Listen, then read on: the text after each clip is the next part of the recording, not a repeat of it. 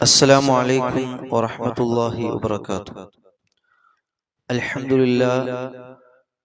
لله رب العالمين، والعاقبة للمتقين ولا عدوان إلا على الظالمين، وصلى الله على نبينا محمد وآله وصحبه ومن تبعهم بإحسان إلى يوم الدين. أما بعد. ബഹുമാനമുള്ള സത്യവിശ്വാസികളെ, സത്യവിശ്വാസം ഉൾക്കൊണ്ട, ഈമാൻ ഉൾക്കൊണ്ട ഒരു വിശ്വാസിയെ സംബന്ധിച്ചിടത്തോളം അവന്റെ കർമാനുഷ്ഠാനങ്ങളിലും അവൻ പുലർത്തിപ്പോരേണ്ടുന്ന നിഷ്ഠയെക്കുറിച്ചും അതിൽ അവലംബിക്കേണ്ട പ്രവാചകൻ സല്ലല്ലാഹു അലൈഹി വസല്ലമയുടെ മാതൃകയെക്കുറിച്ചുമൊക്കെ പറഞ്ഞു വരികയായിരുന്നു. കർമ്മങ്ങളുടെ കൂട്ടത്തിൽ ഏറ്റവും ശ്രേഷ്ഠകരമായ ആരാധനയായ നമസ്കാരത്തെക്കുറിച്ചും ആ നമസ്കാരം സ്വീകരിക്കപ്പെടുവാനുള്ള ഏറ്റവും വലിയ പ്രധാന ഘടകമായി പറഞ്ഞ വിഷയം വുളൂ, അംഗശുദ്ധി വരുത്തലാണ് എന്നും നാം മനസ്സിലാക്കി. സൂറത്തു മാഇദയിലെ 6-ാമത്തെ വചനം യാ അയ്യുഹല്ലദീന ആമനൂ ഇദാ ഖുംതും ഇലസ്സലാത്തി ഫഗ്സിലു വുജൂഹക്കും വഅയ്ദിയക്കും എന്ന് തുടങ്ങുന്ന സൂറത്തു മാഇദയിലെ 6-ാമത്തെ ആയത്ത്. ആ ആയത്തിനെ മുൻനിർത്തിക്കൊണ്ടാണ് വുളൂ അത് അനിവാര്യമാണ്, നമസ്കാരം സ്വീകാര്യോഗ്യമായി തീരണമെങ്കിൽ വുളൂ അനിവാര്യമാണ് എന്ന് മനസ്സിലാക്കാൻ ഉതകുന്ന ഖുർആനിക വചനം. ഈ വിശുദ്ധ ഖുർആനിന്റെ വെളിച്ചത്തിൽ, ഈ വാക്യത്തിന്റെ വെളിച്ചത്തിൽ നിങ്ങൾ നമസ്കരിക്കുവാൻ നിന്ന് കഴിഞ്ഞാൽ, നിസ്കാരത്തിന് ഒരുങ്ങിക്കഴിഞ്ഞാൽ നിങ്ങൾക്ക് വുളൂ ഉണ്ടാവണം എന്ന് അതിലൂടെ നമുക്ക് മനസ്സിലാക്കാൻ കഴിയും.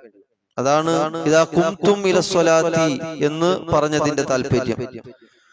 അതുപോലെ തന്നെ ഫഗ്സിലു വുജൂഹക്കും വഅയ്ദിയക്കും ഇലൽ മറാഫിഖി വംസഹു ബിറുഊസിക്കും വഅർജുലക്കും ഇലൽ കഅബൈൻ എന്ന് പറഞ്ഞിടത്ത് ഈ അവയവങ്ങളൊക്കെ തന്നെയും വുളൂഇന്റെ പ്രധാന ഘടകങ്ങളാണ്, പ്രധാനപ്പെട്ട അവയവങ്ങളാണ് വിശുദ്ധ ഖുർആനിൽ ഇവിടെ ഈ ആയത്തിൽ പരാമർശിച്ചിട്ടുള്ളത്. അതുപോലെ തന്നെ ഈ ആയത്തിന്റെ പശ്ചാത്തലത്തിൽ അതിനെ പരിശോധിക്കുന്ന സമയത്ത് ബാഹ്യമായി ഈ ആയത്തിനെ നോക്കിക്കഴിഞ്ഞാൽ ഓരോ നിസ്കാരത്തിനും ഓരോ വുളൂ വീതം ഉണ്ടാവണം എന്ന് നമുക്ക് തോന്നിപ്പോകും. എന്നാൽ അത് നിർബന്ധമല്ല. അതായത് ഈ ആയത്തിനെ ആ ആയത്തിന്റെ ബാഹ്യമായ നിലക്കുള്ള ഒരു പ്രത്യക്ഷ വായന വായിച്ചു കഴിഞ്ഞാൽ നിങ്ങൾ ഓരോ നിസ്കാരത്തിന് ഒരുങ്ങി നിൽക്കുമ്പോഴും നിങ്ങൾക്ക് വുളൂ വേണം, ഓരോ നിസ്കാരത്തിനും പ്രത്യേകം വുളൂ വേണം എന്ന് തോന്നിപ്പോകും. പക്ഷേ അവിടെയാണ് നബി സല്ലല്ലാഹു അലൈഹി വസല്ലമയുടെ ഈ വിഷയത്തിലുള്ള മാതൃക എന്ത്, ഈ ആയത്തിനെ മുൻനിർത്തി നബി സല്ലല്ലാഹു അലൈഹി വസല്ലം എങ്ങനെയാണ് പ്രാവർത്തിക തലത്തിൽ അത് പ്രയോഗവൽക്കരിച്ചത് എന്നുള്ളത് നമ്മൾ നോക്കണമെന്ന് പറയേണ്ടതിന്റെ അനിവാര്യത അവിടെയാണ് മനസ്സിലാകുന്നത്. അപ്പൊ അത് നിർബന്ധമല്ല, ഓരോ നിസ്കാരത്തിനും ഓരോ വുളൂ ഉണ്ടാക്കുക എന്നുള്ളത് അനിവാര്യമായ ഘടകമല്ല. വുളൂഇനെ ദുർബലപ്പെടുത്തുന്ന എന്തെങ്കിലും കാര്യം സംഭവിച്ചാൽ മാത്രമേ ആ വുളൂ പുതുക്കി നിർവഹിക്കേണ്ടതുള്ളൂ. അതല്ലാത്തിടത്തോളം കാലം ഒരു വുളൂ കൊണ്ട് ഒന്നിലധികം നമസ്കാരങ്ങൾ നിർവഹിക്കാം. എന്നാൽ നബി സല്ലല്ലാഹു അലൈഹി വസല്ലമയുടെ ഇതുമായി ബന്ധപ്പെട്ട് വന്നിട്ടുള്ള ഹദീസുകൾ പരിശോധിക്കുമ്പോൾ ഏറ്റവും ഖൈറും ശ്രേഷ്ഠതയും ഏറ്റവും അഫ്ളലായിട്ടുള്ളത് ഓരോ നിസ്കാരത്തിനും വുളൂ ചെയ്യലാണ് ശ്രേഷ്ഠകരം എന്ന് നമുക്ക് കാണാൻ കഴിയും.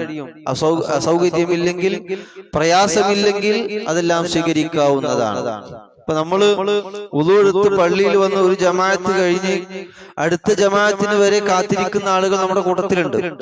മഗ്രിബിന് വന്ന് ഇശാഉ കഴിഞ്ഞു പോകുന്നവരുണ്ട്, ളുഹറിന് വന്ന് തിരിച്ചു പോവുകയോ അല്ലെങ്കിൽ അസറിന് വന്നിട്ട് മഗ്രിബ് വരെ കാത്തിരിക്കുകയോ, അങ്ങനെയൊക്കെ ഒരു ജമാഅത്ത് കഴിഞ്ഞ് അടുത്ത ജമാഅത്തിന് വേണ്ടി വുളൂയോടുകൂടി പള്ളിയിൽ ഇരിക്കുന്നിടത്തോളം കാലം ആ വുളൂ ദുർബലപ്പെട്ടിട്ടില്ല എങ്കിൽ അടുത്ത ജമാഅത്തിന് ആ വുളൂ മതിയാകുന്നതാണ്. നേരെ മറിച്ച് നമ്മൾ പുറത്തൊക്കെ പോയി മറ്റു പല കാര്യങ്ങളിലുമൊക്കെ ഇടപെട്ട് നമുക്ക് കൃത്യമായ ബോധമില്ല എങ്കിൽ അല്ലെങ്കിൽ ഉറപ്പില്ല എങ്കിൽ ഉളു ചെയ്യൽ തന്നെയാണ് അടുത്ത വക്തിന് നല്ലത്. നേരെ മറിച്ച് നമുക്ക് ഉറപ്പുണ്ട് എന്റെ ഉളു നഷ്ടപ്പെട്ടിട്ടില്ല, ബാത്തിലായിട്ടില്ല എന്ന് തോന്നുകയാണെങ്കിൽ ആ ഉളു കൊണ്ട് അടുത്ത നമസ്കാരത്തെ നമുക്ക് പങ്കെടുക്കാം. അതൊന്നും വിരോധമുള്ള കാര്യമല്ല. കാരണം നബി സല്ലല്ലാഹു അലൈഹി വസല്ലമയിൽ നിന്ന് സ്വഹീഹായി വന്നിട്ടുള്ള ഹദീസുകൾ പരിശോധിക്കുമ്പോൾ ഇതെല്ലാം ബലപ്പെടുത്തുന്ന കാര്യമായിട്ട് നമുക്ക് കാണാൻ കഴിയും. അനസ് റളിയല്ലാഹു അൻഹു പറയാണ്, കുന്നാ നുസല്ലി സ്വലവാതി ബിവുളൂഇൻ വാഹിദിൻ മാ ലം നുഹദിസ്. ഞങ്ങളുടെ വുളൂകൾക്ക് ഭംഗം സംഭവിക്കാത്തോളം കാലം, അത് ബാത്തിലാവാത്തിടത്തോളം കാലം ഞങ്ങൾ ഒരു വുളൂ കൊണ്ട് ഒന്നിലധികം നമസ്കാരങ്ങൾ നിർവഹിച്ചിരുന്നു എന്ന് നമുക്ക് കാണാൻ കഴിയും. അതുപോലെ തന്നെ ബുറൈദ റളിയല്ലാഹു അൻഹു പറയാണ്, കാന നബിയു സല്ലല്ലാഹു അലൈഹി വസല്ലം യതവല്ലഉ ഇൻദ കുല്ലി സ്വലാത്തിൻ. നബി സല്ലല്ലാഹു അലൈഹി വസല്ലം എല്ലാ ഓരോ നമസ്കാരത്തിനും ഓരോ വുളു എടുക്കുമായിരുന്നു. അങ്ങനെ ഫലമ്മ കാന യൗമുൽ ഫത്ഹ് വന്നപ്പോ, മക്ക വിജയ ദിവസം വന്ന സമയത്ത് നബി സല്ലല്ലാഹു അലൈഹി വസല്ലം വുളു എടുത്തു. വമസഹ അലാ ഖുഫൈഹി, നബി തങ്ങൾ ധരിച്ച ഖുഫന്മേൽ തടവി. വസല്ല സ്വലവാതി ബിവുളൂഇൻ വാഹിദിൻ, ഒരു വുളു കൊണ്ട് നബി സല്ലല്ലാഹു അലൈഹി വസല്ലം ഒന്നിലധികം നമസ്കാരങ്ങൾ നിർവഹിച്ചു. ഫഖാല ലഹു ഉമറു, അപ്പോ ഇത് കണ്ടപ്പോ ഉമർ റളിയല്ലാഹു അൻഹു ആദ്യമായിട്ട് കാണും നബി സല്ലല്ലാഹു അലൈഹി വസല്ലം എല്ലാ നമസ്കാര വേളകളിലും ആ ഓരോ നമസ്കാരത്തിനും ഓരോ വുളു എടുത്തിട്ടാണ് നബി ചെയ്തിരുന്ന ഈ സ്വഹാബത്ത് കാണുന്നത്. അപ്പോ ഉമർ റളിയല്ലാഹു അൻഹു പതിവിന് വിപരീതമായി നബി സല്ലല്ലാഹു അലൈഹി വസല്ലം ഒരു വുളു കൊണ്ട് ഒന്നിലധികം നമസ്കാരങ്ങൾ നിർവഹിക്കുന്നത് മക്കം ഫതഹിന്റെ അന്ന് ആ സന്ദർഭത്തിൽ കണ്ടപ്പോ ഉമർ റളിയല്ലാഹു ചോദിക്കുകയാണ്, യാ റസൂലല്ലാഹ്, അല്ലയോ പ്രവാചകരെ, ഇന്നക ഫഅൽത ശൈഅൻ ലം തകുൻ തഫഅലുഹു, മുമ്പൊന്നും ചെയ്യാത്ത വിധം ഇന്ന് താങ്കൾ എന്താണ് ഒരു വുളു കൊണ്ട് ഒന്നിലധികം നമസ്കാരങ്ങൾ നിസ്കരിച്ചതായി കണ്ടല്ലോ. അപ്പൊ നബി പറഞ്ഞു, അംദൻ ഫഅൽതുഹു യാ ഉമർ, ഉമറെ അത് കരുതി കൂട്ടി ചെയ്തത് തന്നെയാണ്, മനഃപൂർവ്വം ചെയ്താണ്. അപ്പോ ഒരു വുളു കൊണ്ട് ഒന്നിലധികം നമസ്കാരങ്ങൾ നിർവഹിക്കാം, അത് ഉമ്മത്തിനെ പഠിപ്പിക്കാൻ വേണ്ടി നബി സല്ലല്ലാഹു അലൈഹി വസല്ലം അത് മനഃപൂർവ്വം ചെയ്തതാണ് എന്ന് സ്വഹീഹായ ഹദീസിൽ നമുക്ക് കാണാൻ കഴിയുന്ന വസ്തുതകളാണ്. അതുപോലെ തന്നെ കഴിയുന്നതും നമ്മൾ ഓരോ ജമാഅത്തിനും ഓരോ നമസ്കാരങ്ങൾക്കും ഓരോ ഉളുണ്ടാക്കൽ തന്നെയാണ്. അതും അബൂ ഹുറൈറ റളിയല്ലാഹു അൻഹു റിപ്പോർട്ട് ചെയ്യുന്ന ഹദീസിൽ കാണാം, അൻ റസൂലുള്ളാഹി സ്വല്ലല്ലാഹു അലൈഹി വസല്ലം ലൗലാ അൻ അശുഖ അലാ ഉമ്മത്തി, എന്റെ ഉമ്മത്തിന്, എന്റെ സമൂഹത്തിന്, എന്റെ ജനതക്ക് പ്രയാസകരമാവുകയില്ലായിരുന്നുവെങ്കിൽ ലഅമർതുഹും ഇൻദ കുല്ലി സ്വലാത്തിൻ ബിവുളൂഇൻ, ഓരോ എല്ലാ നമസ്കാരങ്ങൾക്കും വുളു ചെയ്യാൻ വേണ്ടി ഞാൻ കൽപ്പിക്കുമായിരുന്നു. ഓരോ വുളുഇനും അല്ലെങ്കിൽ അതിന് മുമ്പായിട്ട് പല്ല് തേക്കാൻ വേണ്ടി ഞാൻ കൽപ്പിക്കുമായിരുന്നു. അപ്പൊ അത്രയും പ്രാധാന്യത്തോടു കൂടി നബി സല്ലല്ലാഹു അലൈഹി വസല്ലം കണ്ടിട്ടുള്ളത് എന്തെന്നെയാണ്, ഓരോ നമസ്കാരങ്ങൾക്കും ഓരോ വുളു എടുക്കൽ തന്നെയാണ്. അതുപോലെ തന്നെ വുളുവിന് അതിന്റെ സുന്നത്തിൽപ്പെട്ട ഏറ്റവും വലിയൊരു കാര്യം എന്ന് പറയുന്നത് വുളുവിന്റെ സമയത്തൊന്ന് പല്ല് തേക്കുക.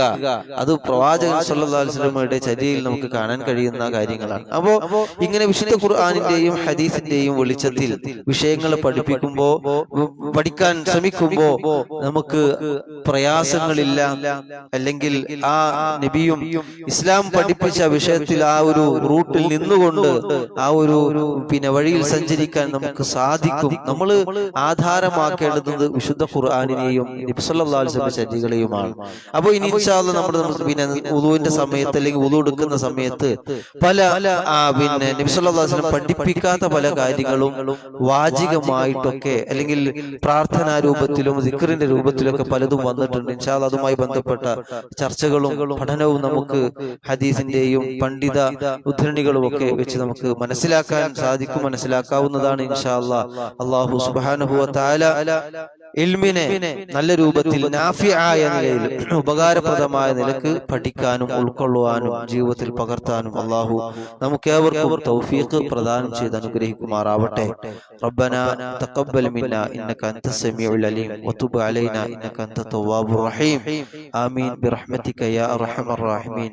വൽഹംദുലില്ലാഹി റബ്ബിൽ ആലമീൻ. അസ്സലാമു അലൈക്കും വറഹ്മത്തുള്ളാഹി.